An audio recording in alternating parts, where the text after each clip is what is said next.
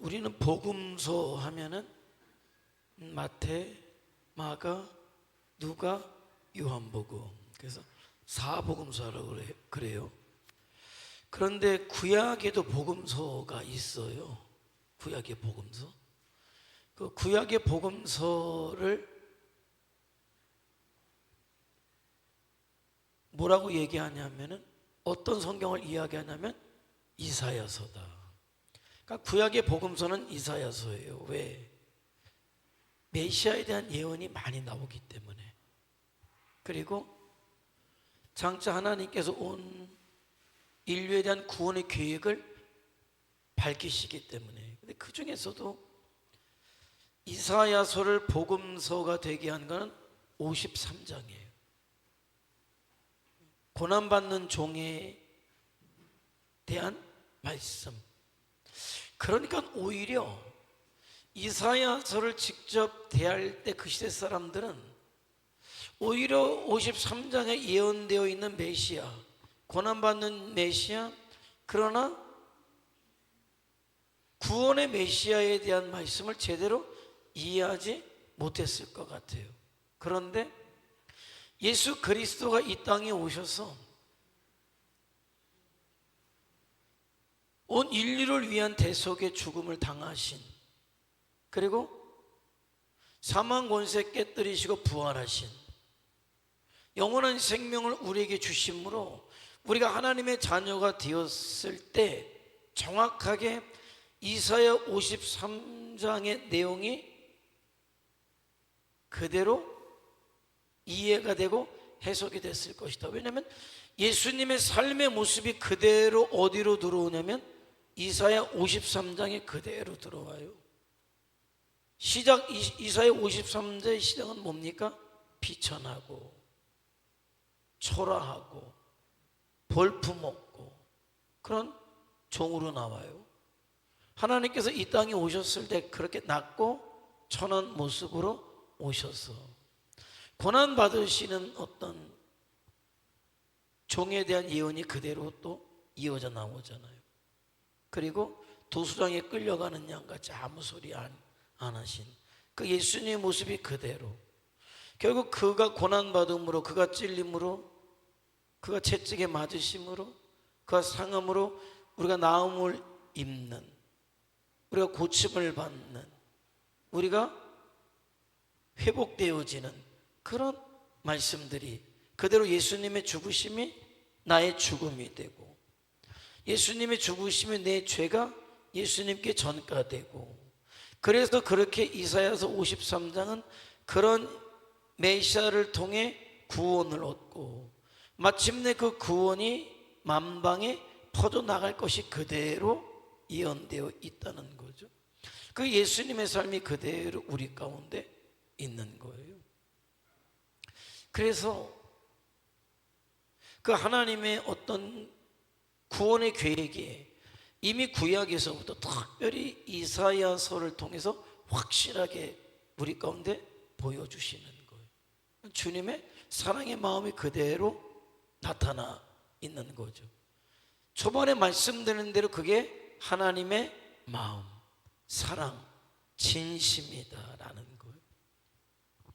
그럼 하나님의 사랑 앞에 진심으로 우리가 이제는 서야 될 때다. 오늘 아침에 운동하면서 사모가 예전에 은혜 받았을 때 얘기를 해요. 본인이 은혜 받았을 때 어느 목사님이 오셔서 어떤 믿음, 세 가지의 믿음에 대해서 이야기하더라. 하나는 보편적 믿음을 얘기하더라. 보편적 믿음은 모든 사람들이 갖고 있는 보편적 믿음. 예를 들면은 성윤이 내일 아침에 해가 뜰까 말까? 해가 뜰까 말까? 떠지, 그치? 뜨지. 성공사님 해가 뜰까 안 뜰까요? 뜨지. 보편적 그런 거 아마 해가 뜰 것이다. 이제 여름이 가고 지금 가을이 가고 있으니까 곧 뭐가 올 것이다? 이미자 권사님? 뭐가 올 것이다? 그렇죠. 겨울이 올 것이다. 믿어져요?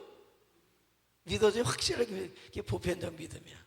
그러니까 모든 사람들이 그냥 갖고 있는 보편적 믿음.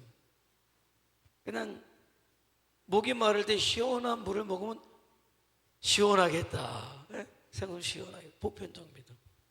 자, 그런데 일반 사람들은 그런 보편적 믿음을 가지고 살아가지만 두 번째의 믿음은 뭐냐? 구원받을 만한 믿음을 이야기해. 구원받을 만한 믿음. 예수 그리스도가 내 구세주이시고 주님이심을 고백하는 자리.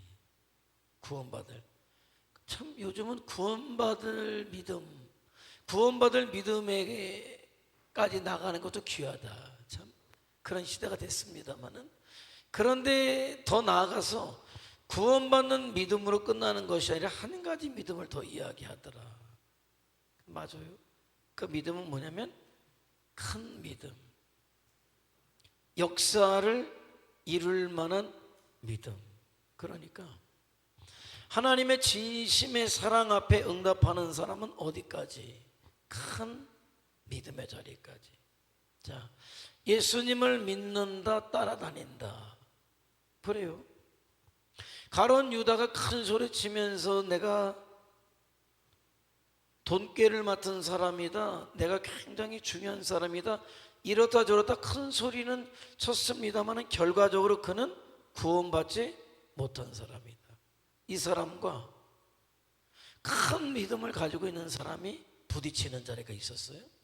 예수님의 십자가를 앞에 두고 베다니에 이르렀을 때 나사로의 동생이었던 마리아가 향유 옥합을 가지고 와서 깨는 일이 벌어지더라. 자, 그때 버럭 화를 내요. 이게 뭐 하는 짓이냐? 이것을 이렇게 허비할 것이 아니라 나에게 주었으면 내가 시장에다가 내다 팔아서 300데나리온이나 될 텐데, 노동자가 1년 일해야 벌 돈인데 그 돈을 가지고 얼마나 주님께서 사역하시는데 보탬이 됐겠냐? 왜 이따위로 허비하느냐? 그런데 정말 그거를 가지고 300데나리온에 팔아서 주님의 사역을 뒷받침할 그 정도의 믿음이 있었느냐? 아니요. 그런데 희한하게 그런 말을 한 그에게 뭐라고 이야기하느냐? 그는 도적이었다. 그 얘기는 뭐냐면 이미 계산이 섰다는 거죠. 자기가 뒤로 빼돌릴 계획인데, 네가 나한테 줬으면 100데나리온은 빼돌리고 요즘 시세가 안 좋아서 200데나리온밖에 못 받았네요. 이렇게 할 수 있었을 텐데 그걸 그렇게 허비하느냐? 그러니까 자기 것도 아닌데 욕심을 부리죠. 그런데 여러분 생각해 보세요. 300데나리온이라는 향유 옥합이 마리아에게 어떤 의미가 있었겠나? 귀하지 않았겠습니까? 아니에요. 귀하죠. 자기 시집갈 때 쓸 수 있었을 만큼의 귀한 거예요. 그런데 그런 향유 옥합을 깨는데 주님은 그래요. 저가 내 장사, 내 죽음, 내 장사를 예비했다. 그러니 이제부터 너희는 복음을 전하는 그 어떤 곳에 가더라도 이 여인이 한 이것도 같이 전해라. 그러니까 어떤 사람의 헌신을 볼 때 조심해야 될 게, 어떤 사람 눈에는 허비하는 걸로 보이죠. 낭비하는 걸로 보이죠. 아니요. 그 사람은 저 사람의 마음을 절대 이해하지 못해. 그런 믿음을 가져보지 못했기 때문에 이해하지 못해. 그러니까 어떤 사람이 어떤 헌신을 한다라고 할 때 믿음 없음으로 인해서 뭐라고 그러지 말고, 가룟 유다처럼 그가 어떤 믿음을 가졌길래 그렇게 할 수 있는지를 보란 말이죠. 그건 진심이에요. 하나님을 향한 진심. 요즘 어떤 드라마에서 그러더라고요. 어떤 사람이 어떤 남자를 좋아해요. 어떤 여자가. 근데 이 남자는 이상하게 다른 여자를 좋아해요. 그런데 어떤 사람이 이 남자의 약점을 잡았어요. 근데 이 여자가 나서더니 그 사람을 해코지하지 못하도록 막아요. 그냥 이 사람이 이렇게 물어요. 도대체 그렇게 해서 당신에게 생기는 유익이 뭡니까? 그래서 그 사람이 당신을 사랑합니까? 당신에게 어떤 이익이 생깁니까? 굳이 왜 당신이 나서서 가로막습니까? 그래요. 그 여자가 그래요. 이 사람에게 당신은 누구를 진정으로 사랑해 본 경험이 없으시죠? 정말 사랑하게 되면 이유가 필요 없는 거라고, 굳이 따질 필요가 없는 거라고. 여러분, 진심은요 계산을 안 해요. 마리아의 믿음은 진심이었기 때문에 계산이 안 해요. 계산이 안 되는 거예요. 정말 사랑하는 주님을 위해서 주님의 십자가 앞에 내가 할 수 있는 최고가 무엇일까를 보는 거지, 이게 얼마냐, 얼마를 벌어야 하느냐, 내게 얻는 유익이 얼마냐, 내가 손해가 얼마냐. 여러분, 너무 복잡하게, 신앙생활은 너무 머리 쓰면은 신앙이 안 돼요. 그냥 주님의 은혜가 감사하기 때문에, 하나님의 사랑이 나에게 진심이기 때문에 여러분이 진심으로 나가야 큰 믿음이고, 그런 믿음이 역사를 이루는 거지. 맨날 요즘은 주판알도 안 튕기네, 그죠? 옛날엔 주판알 그럼 이해가 다 되는데 요즘은 시대가 어느 시대인데 주판알 튕기냐고 그러지만은, 네? 옛날에 그런 표현을, 주판알 튕겨봤자 답이 안 나오죠. 그런 믿음은 그냥 구원에 이르르면 다행이다. 그냥 구원 받으면 다행이다라는 믿음이고. 그런데 제가 여러분에게 원하는 건, 이렇게 정말 이것도 쉬운 건 아니죠. 전반기 후반기 한 달씩 나와서 여러분의 저녁 시간을 포기하고 하나님 앞에 나와서 이렇게 말씀 앞에, 성령 앞에 선다는 게 쉬운 일이 아닌데, 이렇게 쉬운 일이 아닌 것을 하면서 겨우, 아니 그게 겨우라는 게 큰 믿음을 비할 때 겨우예요. 나는 구원 얻는 믿음이 나는 의미 없고 뭐 작은 믿음이라는 게 절대 아니에요. 그러나 큰 믿음에 비할 때, 하나님이 우리에게 가지고 계신 기대에 비할 때 겨우 나만 구원받는 것으로 끝나는 믿음이라면 너무 안타깝지 않냐는 거예요.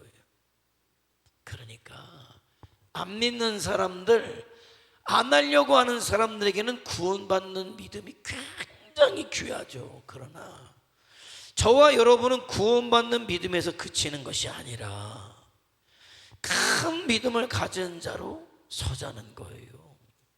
그 큰 믿음은 어느 때 주어지냐면, 진심이신 하나님, 진심이신 주님 앞에 진심으로 나갈 때 그 믿음이 큰 믿음이다. 큰 믿음이다라는 거예요. 큰 믿음. 큰 믿음을 가져야 이 시대의 역사가 이루어져도 역사가 이루어지는 거예요. 적어도 우리가 이 시대에 예배자가 되어야 하고 예수님의 증인이 되지 않겠습니까? 우리를 위해서 십자가에서 죽으신 주님께서 나를 살리시면서 이 복음을 땅끝까지 전하라 할 때, 저와 여러분이 어떻게 해서라도 그 일 함께 하지 않겠습니까? 라고 할 때 적어도 심장은 뛰어야 되지 않겠습니까?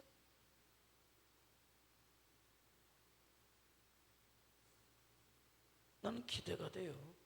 기대가 돼요. 나는 기대가 돼요. 정말 벌써부터 심장이 뛰면서, 목사님 그때 내가 함께 하겠습니다. 하나님께서 나에게 이런 은혜, 이런 축복 주실 때 그때 함께 하라고 하심을 제가 믿기 때문에 함께 하겠습니다. 난 틀림없이 얘기해요. 지금부터 심장이 뛰어서 하나님이 주신 은혜와 하나님이 주신 축복을 가지고 그때 함께 하겠다는 사람이 있는가 하면 전혀 관심 없는 사람도 있을 것이다. 전혀 관심이 없다고 해서 그 사람에게 구원이 없다, 나는 절대 얘기하지 않아요. 구원이 있어요. 그러나 큰 믿음은 아닐 것이다. 큰 믿음은 아닐 것이다. 주님의 뜻에 마음을 합치고 73년의 역사 가운데 하나님께서 우리를 통해 일하기를 원하신다는 그 일에 내가 어떻게 해서든지 함께 해야지. 어떤 형태로라도 함께 해야지. 지금부터 기도가 되고 여러분이 심장이 뛴다면 여러분 틀림없이 큰 믿음의 가능성, 큰 믿음이 이미 있거나 큰 믿음의 가능성이 있다. 그러나 너는 떠들어라. 그에게는 정말 제가 기도하기는 구원받을 믿음이 있으면 감사하겠다 기도해요. 난 구원 없다는 얘기가 아니에요. 그러나 큰 믿음은 못 가질 것이다. 그래서 정말 그 진심을 갖고 우리를 사랑하시는 주님, 우리가 느껴야 될 게 그거죠. 그 주님 앞에 진심으로 서서 주님의 마음을 품고 나아가는 자들이 저와 여러분이 되시기를 주님의 이름으로 축원해 드립니다.